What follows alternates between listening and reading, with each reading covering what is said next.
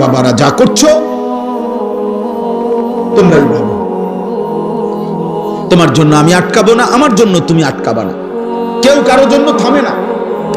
কিন্তু আখিরাতে আমরা সবাই যেতে হবে, আল্লাহ তাআলার কাছে আমাদেরকে পৌঁছতেই হবে। আমরা মানি কিংবা না মানি, আমরা স্বীকার করি আর না করি, আমাদের প্রত্যেকটা বাবা, অভিভাবক যারা আছেন, ছেলের বাবা, মেয়ের বাবা, আপনাদের কাছে আমার বক্তব্য এটা, আপনারা আপনাদের ছেলের দিকে নজর দেন। সোফা লাগবে না, মাটিতে বসুন। ফার্নিচার লাগবে না বাপ, ওদের সাথে আগে বোঝাপড়া করেন যে তোদের জন্য আমি কেন ফার্নিচার বানাবো। যে নাফরমান সন্তান, তুই আল্লাহর দুশমন, তুই রাসূলের দুশমন, একটা বেলা এক ওয়াক্ত নামাজ পড়ছ না বেটা, তোর মতো জানোয়ারের জন্য আমি বিল্ডিং করব কেন?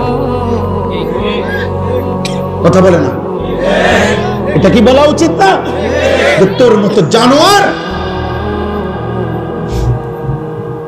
তোর মতো আল্লাহর দুশমন,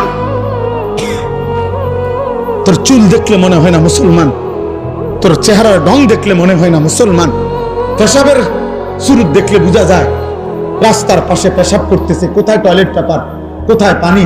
তো তুমি কুত্তা দেখো না? আরেকবার কুত্তা যখন পেশাব করে তুমিও লগে পেশাব করো, আর আরেক দোস্তরে কইবা দোস্ত আমগো দুই জানোয়ারের ছবি একসাথে উঠাইয়া ফেসবুকে দেব।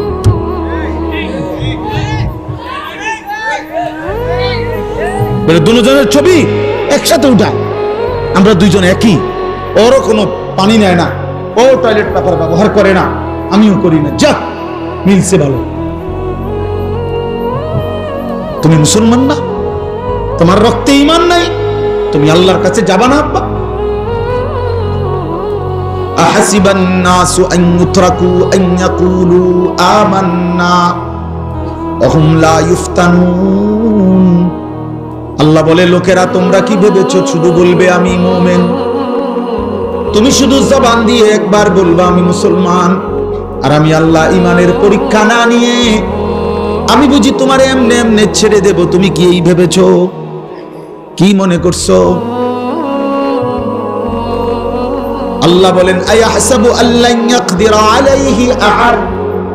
আল্লাহ বলেন নাফরমান বান্দা কি ভেবেছে যে তার উপরে কারো কোনো শক্তি নাই, ক্ষমতা নাই? এত মিথ্যা, এত চুরি, এত জিনা, এত ব্যভিচার, এত সুদ, এত ঘুষ, এত কিস্তি, কোনো সমস্যা নাই। 30 বছর সমান তালে সুদ খায়, প্রত্যেক দিন নর্তকী দেখে, নাচ দেখে, 60 বছরও বিড়ি খায়, কথায় কথায় গালি দেয়, 2 নম্বরই 6 নম্বরই রোজগার, বাটপারি, চিটারি আর হারাম উপার্জন।